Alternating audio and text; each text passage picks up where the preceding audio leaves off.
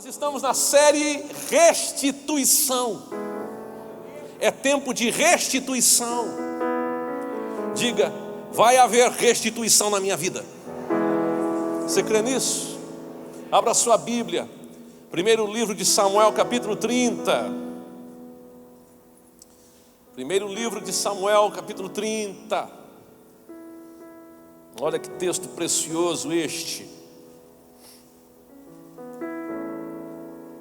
Quem encontrou, diga amém. Se você não tem a Bíblia aí, vai aparecer aqui no telão para você. Sucedeu, pois, que chegando Davi e os seus homens ao terceiro dia a Ziclague, já os amalequitas tinham dado com ímpeto contra o sul, e Ziclague, e a esta ferido e queimado. Tinham levado cativas as mulheres que lá se achavam, porém a ninguém mataram, nem pequenos nem grandes, tão somente os levaram consigo e foram a seu caminho. Davi e os seus homens vieram à cidade, e ei-la queimada, e as suas mulheres, seus filhos e suas filhas eram levados cativos. Obrigado, pastor. Então Davi e o povo que se achava com ele ergueram a voz e choraram, até não terem mais forças para chorar. Também as duas mulheres de Davi foram levadas cativas, Ainoã, a jezreelita, e Abigail, a viúva de Nabal, o carmelita.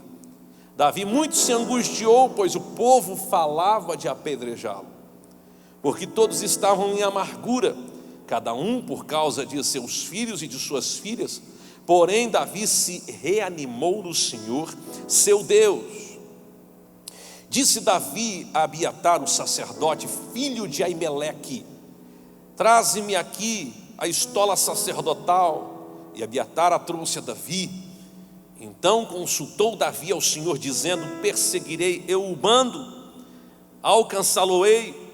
Respondeu-lhe o Senhor: persegue-o, porque de fato o alcançarás, e tudo libertarás. Você vai alcançar cada uma das promessas de Deus. Você vai trazer de volta sobre a sua vida a presença do Espírito Santo. Escute o que eu vou dizer. Há um poder de Deus liberado sobre a sua vida para que você viva restituição. Diga: poder para a restituição. O poder da restituição. Esse texto é precioso. Nós conhecemos a história de Davi. A história de Davi é fascinante, mas essa parte da história é pouco falada. Você sabe que Davi, por muito tempo, por muitos anos, ele foi fugitivo do rei Saul. Saul perseguiu. O intento de Saul, por ciúme, por inveja, porque Davi já havia sido escolhido por Deus, ungido por Deus através de Samuel como rei de Israel, muito embora estivesse distante disso. Então Saul, de toda forma, queria matar Davi. Davi foge. No decorrer desses acontecimentos, nas indas e vindas, algumas pessoas foram se alinhando a Davi. Homens que se sentiram injustiçados, também perseguidos, alguns angustiados.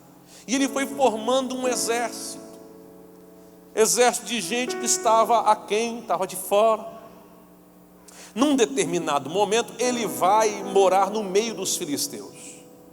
E Aquis, rei de Gate, dá a Davi a cidade de Ziclague. Diz: Davi, aqui você vai estar seguro, ninguém vai mexer com você. Nem os filisteus, nem Israel vai entrar aqui para te arrumar problema. O tempo passa e os filisteus vão guerrear contra Israel.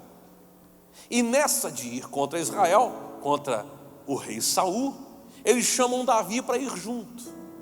Davi pega seus homens, 600 homens, e vai junto com os filisteus para o vale onde seria a guerra, a batalha. Lá os príncipes e reis dos filisteus começam a discutir: o que é que Davi está fazendo aqui? Aqui não é lugar para Davi. No meio da batalha, Davi vai se voltar contra nós e vai lutar a favor do rei Saul, porque Saul, de uma ou outra forma, é sogro dele. E aí, ao invés de ele ajudar a gente, vai prejudicar, é melhor despedi-lo. Aqui chama Davi e diz: vai, volta. E isso aconteceu ao terceiro dia, ele volta. Quando ele chega à sua cidade, quando ele olha para Ziclag, a cidade que o rei Aquis havia dado a ele para morar, a cidade está em chamas. As mulheres e as crianças, como também tudo que eles possuíam, tudo aquilo que eles tinham, levaram. O que aconteceu? Os amalequitas vieram para aquela região e começaram a saquear uma cidade após a outra. Chegaram em Ziclag e não fizeram diferente.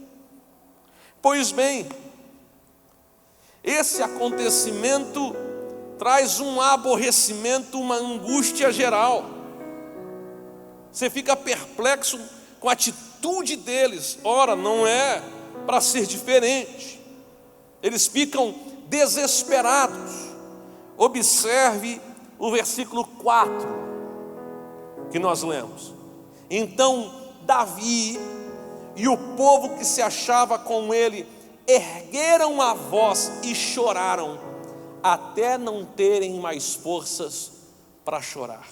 Olha só, quando eu leio isso, eu penso no choro de gente desesperada.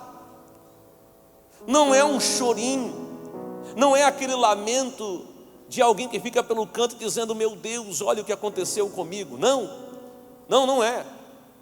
É o choro do desespero.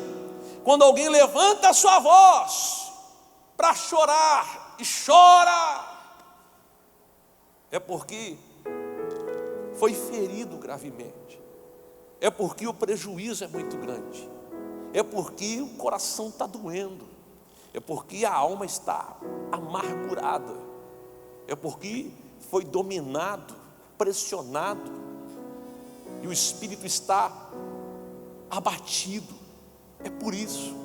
E ainda, se não bastasse que eles levantaram a voz e choraram, o texto ainda diz que até faltou forças para chorar. Olha o tamanho do desespero, do lamento, a ponto de faltar forças para chorar. O que é que a gente espera de alguém cuja as forças acabam, são interrompidas diante de prejuízos, problemas, dificuldades? Pessoas que perderam e começam a chorar e daqui a pouco nem forças têm mais para chorar. Que atitude a gente espera? É o limite,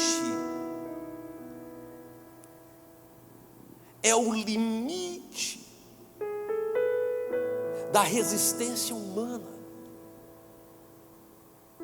E eu sei que de uma ou outra forma tem gente aqui que viveu tantas coisas difíceis na vida, circunstâncias, dificuldades, problemas, que pode até dizer: sabe de uma coisa, já chorei tanto que não tenho nem forças mais, estou vivendo uma vida de esgotamento emocional, físico, espiritual.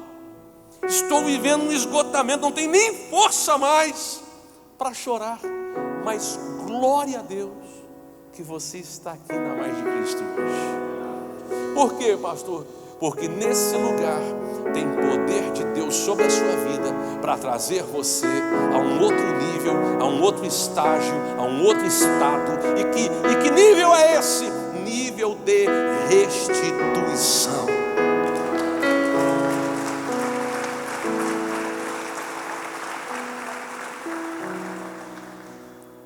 E aí, diante de tudo aquilo que Davi perde, a gente percebe que Davi consegue trazer a restituição. Diante de tudo que ele perde, ele tem a atitude de trazer tudo aquilo de volta. E eu vou dizer uma coisa aqui: eu não sei o que você perdeu até hoje, mas eu sei que o poder de Deus vem sobre a tua vida, e você vai trazer de volta, você vai viver restituição da parte de Deus. Levante a sua mão direita, porque eu quero declarar isso sobre a sua vida, no nome de Jesus. O tempo da restituição está chegando sobre ti. O tempo de trazer de volta o que se perdeu está vindo sobre ti. Há algo novo do Senhor sendo liberado, há um poder fluindo sobre a tua vida. Você vai viver restituição da parte de Deus.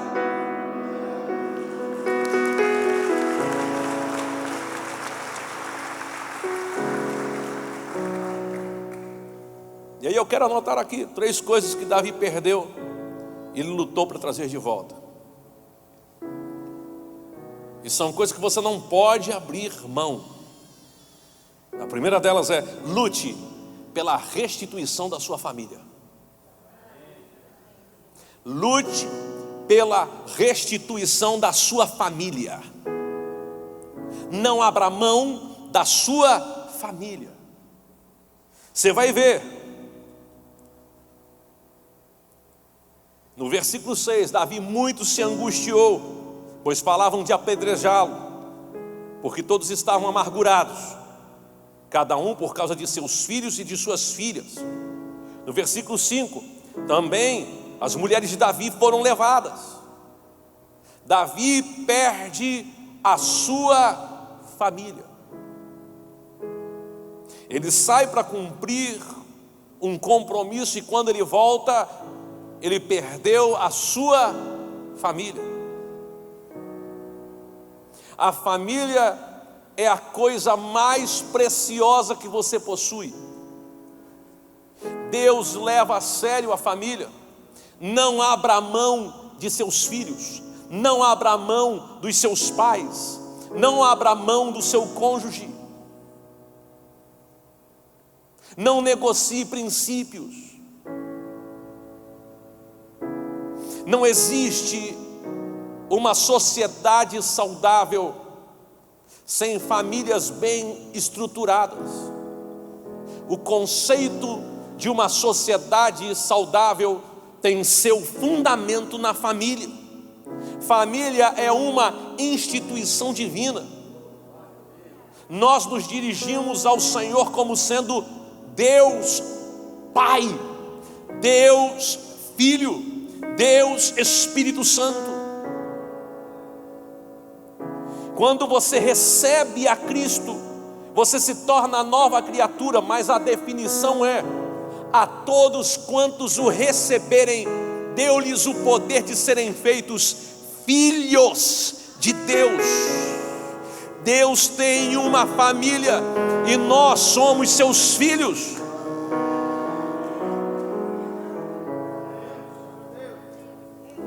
É uma questão de princípio. O sangue faz parentes, mas é a lealdade que faz uma família. Nenhum sucesso pelo mundo afora supera o fracasso dentro de uma casa. O sucesso de um líder, de um homem, começa dentro de casa. Antes de um pastor cuidar da igreja do Senhor, ele precisa cuidar da sua própria casa. Pastor, mas não existe família perfeita. Toda família é perfeita. Vou repetir, talvez alguém discorde de mim. Todo casamento é perfeito, toda família é perfeita. As pessoas é que não são. O projeto família, o projeto casamento, a instituição que Deus trouxe é perfeita. As pessoas que compõem este projeto é que não são. Mas de verdade, nem os santos são perfeitos. Porque você vai olhar para a palavra de Deus e você vai entender que Deus chamou uns para apóstolos, outros para profetas, outros para pastores, evangelistas e mestres. E por que Deus levantou os 5 ministérios para a igreja? Está lá o propósito: para aperfeiçoamento dos santos. Porque nem santo é perfeito. Nós vivemos num processo de aperfeiçoamento e de santificação. Cada dia que eu me relaciono com Deus, mais eu descubro que de Deus eu preciso. A vida é assim, é uma construção. Então nós não somos perfeitos, mas o projeto que Deus tem para mim, o propósito que Deus tem para mim é perfeito. Por isso que eu não posso abrir mão. Não dá para negociar isso. Eu já sei quais são os defeitos da minha filha, e ela só tem 8 anos. E ela já sabe quais são os meus, e eu tenho 39. E quanto mais velho você vai ficando, mais cheios de manias você fica. Aleluia. Eu estou olhando aqui para gente cheia de mania. A gente tem o pai mais manhoso, a mãe mais manhosa, não tem? Tem isso, faz parte. Nem todo mundo é perfeito, mas todo mundo pode ser amado. Como assim? Você não casou para ser amado, você casou para amar. É uma escolha que você faz. Eu olho para Sara e às vezes ela faz coisas que eu não queria que ela fizesse, mas eu a amo. Isso é família. Escute, nenhuma pessoa é descartável, nenhuma. Então ame seus filhos, ame seus pais, ame a sua família. Não abra mão. Quando você orar, coloque a sua família na presença de Deus. Só sabe o valor da família quem passa por um momento como esse de crise. Diga amém. Então a primeira coisa, lutar pela restituição da família, restauração da família. Crê no Senhor Jesus Cristo e será salvo, tu e a tua casa. Escute o que eu vou dizer. Deus vai trazer salvação sobre toda a sua família. Sabe aquele familiar que zomba da sua fé? Vai ser mais crente do que você. Sabe aquele que fala assim: pois é, você vai lá na igreja, fica lá 2 horas lá cantarolando. Você vai para lá, fica orando, rapaz. Aquela coisa de crente, coisa chata, né? Você vai ver o dia que você disser assim para ele: pois é, eu não estou com vontade de ir na igreja não. Ele vai olhar para ti e vai dizer: vai se converter, rapaz, vamos para a igreja.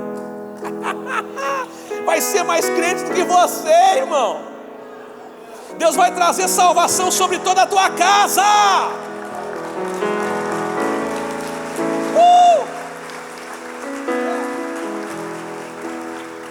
A segunda coisa que eu observo é que Davi perde seus amigos por um momento.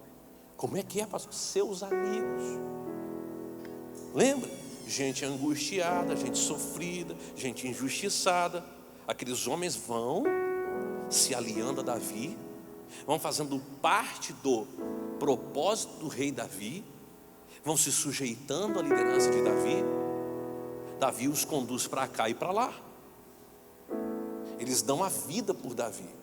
Os valentes de Davi são tão leais que um dia ele tem vontade e suspira em beber da água do poço que estava em Belém. E eles passam pelo meio dos filisteus e tal, vão lá no poço, pegam a água e trazem. Ô Davi, nosso líder, está aqui a água. Davi derrama a água e diz: eu não sou digno de beber a água que podia ter custado o sangue de vocês. Olha a lealdade, ele suspirou, ele desejou. Esses mesmos homens que são leais a esse ponto, Olha só o versículo de número 6. Davi muito se angustiou. E por que ele ficou angustiado? Porque eles eram leais. E a liderança de Davi, de alguma forma, produziu isso. Trouxe angústia e trouxe dano àqueles que estavam com ele. O povo falava de apedrejá-lo, porque todos estavam em amargura, cada um por causa de seus filhos e de suas filhas. Olha isso, gente. Os homens que eram leais a Davi, amigos de Davi, o povo do tamo junto, de repente está olhando para Davi com vontade de apedrejar ele, dizendo: está vendo, nós seguimos Davi, olha o prejuízo. Cadê nossas esposas? Cadê nossos filhos? Cadê? Nós seguimos Davi, a liderança de Davi, e olha o prejuízo. É bem assim que as coisas funcionam. Basta um problema para muita gente te tirar da posição de líder e te colocar na posição de adversário, te tirar da ideia de bênção e dizer: esse cara é uma maldição. Basta um problema para as pessoas mudarem a percepção que elas possuem de você. Davi está perdendo os seus amigos. Ora, você é o que são seus amigos. Quem você chama de amigo define quem você é. Quem você chama de amigo define qual é a atitude que você tem. Agora escute, não importa se mudaram a percepção que tem a teu respeito por causa de um acontecimento. Você não é o que aconteceu. Você não é o que aconteceu. Você não é resultado apenas de um acontecimento. Você tem uma história, e mais do que isso, você tem um futuro.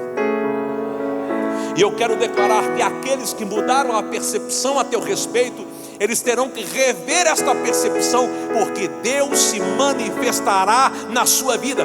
Quem te deu as costas, quem te abandonou, quem te deixou, vai ter que reconhecer que Deus é na sua vida.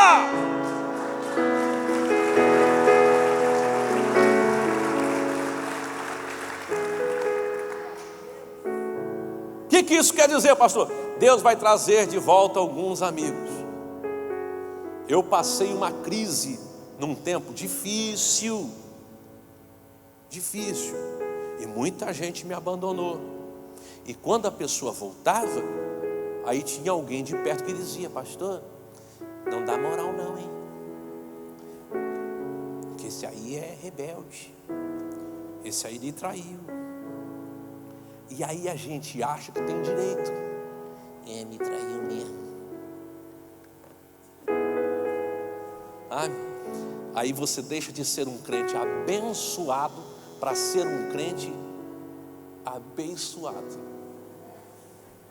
Sabe?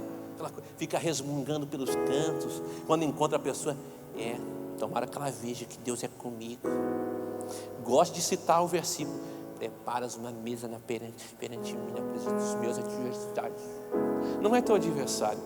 Aconteceu alguma coisa que aquela pessoa mudou a percepção que ela tem de você. Mas glória a Deus que você está de pé. Mas glória a Deus que Deus é contigo. Mas glória a Deus que Deus te deu a oportunidade de mostrar a ela: viu, eu posso ter falhado com você, mas aqui estou eu, de pé, porque a misericórdia do Senhor é que me sustenta. Então não perca essa percepção de Deus das coisas. Não permita os acontecimentos definirem a sua vida. Tem gente que se afastou e Deus vai trazer de volta para perto. E escute, aquela pessoa vai ser fiel outra vez, vai ser teu escudeiro outra vez, vai estar com você outra vez, vai orar com você outra vez, vai torcer por você outra vez. Deus está trazendo gente de volta para perto de você. E essa pessoa vai dizer: rapaz, eu nunca deveria ter feito o que fiz. Diga amém. Terceira coisa que Davi perde e Davi traz de volta. Ele luta pela restituição financeira. Diga restituição financeira. Pastor, o senhor não sabe quanto que eu perdi. Os negócios que eu fiz errado, as decisões que eu tomei, me precipitei, e agora, meu Deus, o senhor não sabe o que me aconteceu. O senhor não sabe dos meus prejuízos. Se eu contar para o senhor, e tem gente que você senta para conversar, e ele começa em 1987. Aí eu penso, eu tinha 7 anos. Eu tinha 7 anos, não sabia fazer conta direito, e o irmão já tinha prejuízo. Como é que o irmão está? Agora com os 95. Aleluia, pastor. É só o sangue de Jesus. Aí você pergunta: você morou aonde? Você andou de carro? Algum dia você ficou sem comer? Não, pastor, graças a Deus. Então para de fazer conta ruim. Pensa aí, quanto custa cada almoço que você teve, cada café da manhã, cada roupa que você vestiu, cada viagem que você fez. Começa a fazer a conta. Cada filho que você teve, quanto custou? Faz a conta aí. Que prejuízo o quê? Ah, pastor, eu estou lascado, dá nada, rapaz. Tu tá mais do que abençoado. Você chegou até aqui. Agora o que eu tenho que fazer? Parar de resmungar, parar de murmurar, parar de mimimi, parar de, ai, não dá, o que vai ser de mim? E levantar as mãos para o céu e começar a adorar.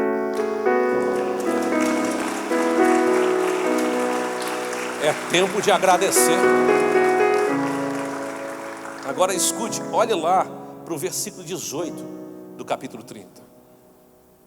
Assim Davi salvou tudo quanto haviam tomado os amalequitas. Também salvou as suas 2 esposas.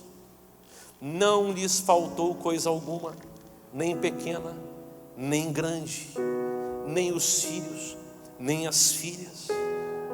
E essa palavra, nem o despojo, a presa, o saque, a pilhagem, o lucro. Por quê? Eles iam, quando saiu a guerra, se você saísse para um outro lugar, se você saísse para um outro lugar para guerrear, para muito longe, você levava tudo que você tinha de riqueza. Por quê? Porque é o que aconteceu com Ziclag. Eles saem para lutar junto com os filisteus contra Israel, e eles deixam a cidade abandonada, sem ninguém para defender. Os amalequitas vêm e tomam tudo. E isso aconteceu com eles, porque para onde eles foram lutar não era tão longe assim. Então eles acharam que qualquer coisa corriam, socorriam as cidades. Ok. Os amalequitas, quando saem, eles saem de longe. Então quando eles vêm, eles trazem tudo que eles têm de riqueza, para que se alguém fosse lá, não tomasse deles o que eles tinham. E aí eles vão passando em diversas cidades e vão saqueando, vão enriquecendo, vão roubando, vão tomando tudo. Chegam em Ziclag, tiram tudo que Davi tem. Só que eles não têm só o que Davi tem. Há quem defenda a ideia que as mulheres e as filhas e os filhos são levados, sabe por quê? Para carregar a riqueza. Por isso que eles não matam eles. Aí Davi, ele vai lá e traz de volta. Ele toma as mulheres, as esposas, ele toma os filhos, e a Bíblia diz e todo o despojo, quer dizer, tudo que os amalequitas tinham e haviam levado para a guerra, a fim de que ninguém roubasse na ausência deles, como também tudo que eles conquistaram, saqueando as cidades. Então escute, Deus traz de volta o que você perdeu, mas quando se trata das finanças, Deus traz de forma dobrada. É de forma dobrada, é de forma multiplicada. Você vai ter muito mais do que você perdeu. Você está aí dizendo, pastor, o amalequita de hoje se chama pandemia, crise. Eu não sei como você define os amalequitas de hoje. Eu só sei de uma coisa: está vindo um poder de restituição sobre a sua vida. E você vai ter restauração na sua família, restituição de amigos, de negócios, financeiro. Você vai prosperar em nome de Jesus. Diga: eu vou prosperar em nome de Jesus.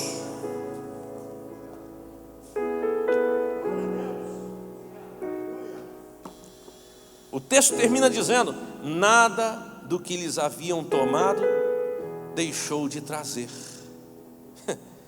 Tudo Davi tornou a trazer. Agora escute aqui, ó. Também tomou Davi todas as ovelhas e o gado, e o levaram diante de Davi. E quando dizem Davi tomou, quer dizer, os homens que com Davi estavam tomaram tudo e trouxeram. E sabe o que eles disseram? Este é o despojo de Davi. Os mesmos que estavam dizendo é melhor apedrejá-lo, agora estavam dizendo é o despojo de Davi. Tem gente que desprezou você e vai ter que reconhecer. Onde ele põe a mão é abençoado, onde ele põe o pé acontece. O que ele fala é produzido. Sabe por quê? Porque não se trata de gente que tem compromisso apenas com as coisas, mas é gente que tem compromisso com Deus. Diga amém. Agora escute, onde é que está o segredo para viver grandes restituições? O segredo é buscar a Deus. Eu vou repetir, o segredo é buscar a Deus. Tudo começa onde? Buscando a Deus. Davi chora junto com aqueles homens, se angustia, não tem nem mais força para chorar, mas o texto diz, olha o versículo 6, Davi muito se angustiou, faz parte de se angustiar. No versículo 3 diz que Davi e os homens levantaram a voz e choraram até que não houve força para chorar. Chorar faz parte, não faz mal chorar. O homem não chora. Chora. Não chora na frente dos outros. Chora. O homem chora. Não tem problema chorar. E nós mesmo temos que chorar, porque o choro dura uma noite, mas a alegria vem pela manhã. Tem tempo de chorar, a Bíblia diz, mas também tem tempo de rir. Tem tempo de prantear, mas tem tempo de celebrar. Tem tempo que dói, mas tem tempo de frescor, de alegria. Tem tempo de tristeza, de angústia, mas tem tempo de libertação. Tem tempo de perder, mas tem tempo de restituição sobre a sua vida.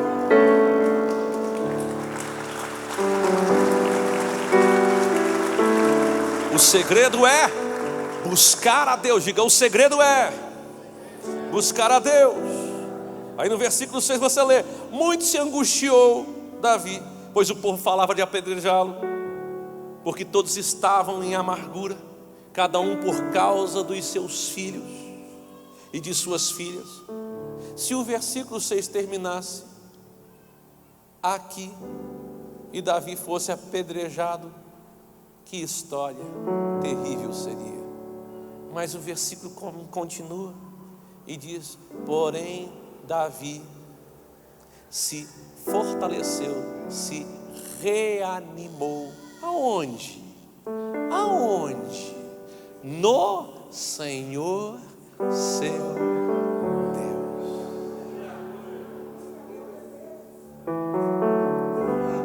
Pode ser que alguém está até tramando algo contra você, dizendo: já fui amigo, agora sou arquirrival. Já gostei dele, agora eu quero que ele se lasque. Agora eu quero ver ele tropeçar, ele se dar mal. Olha onde você está aqui na mais de Cristo. O que você está fazendo aqui? A não ser se reanimando, se fortalecendo no Senhor. Se fortalecendo no Senhor. E aí quando começa o versículo 7, disse Davi a Abiatar, o sacerdote, filho de Aimeleque: traze-me aqui a estola sacerdotal. O que é que você tem de mais sagrado? Ah, o que eu tenho de mais sagrado é a Torá. Então traz a Torá. O que é que você tem de mais sagrado? A estola sacerdotal. Então traz a estola sacerdotal. E ele se agarra àquilo que é sagrado. E ele consulta o Senhor. Quando muita gente perde, ele usa a força que tem para ir atrás, sem saber se Deus está no negócio ou não. É lógico que Davi tinha que ir atrás, mas antes de dar qualquer passo, ele vai se consultar com o Senhor. Ele vai buscar a presença do Senhor.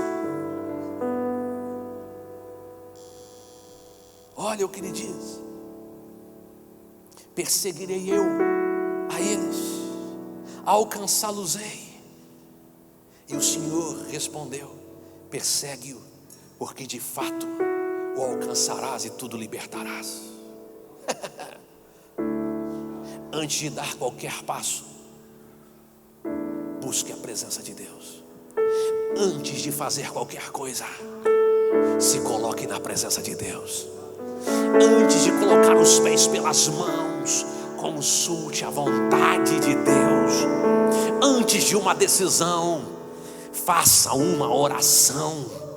Antes de tomar a decisão de dizer: é do meu jeito, porque eu sei, já tenho experiência, eu já sei o que é, o que não é, sou experimentado. Antes de qualquer coisa, tenha a humildade de dizer: Senhor, eu vou ou não? Faço ou não faço?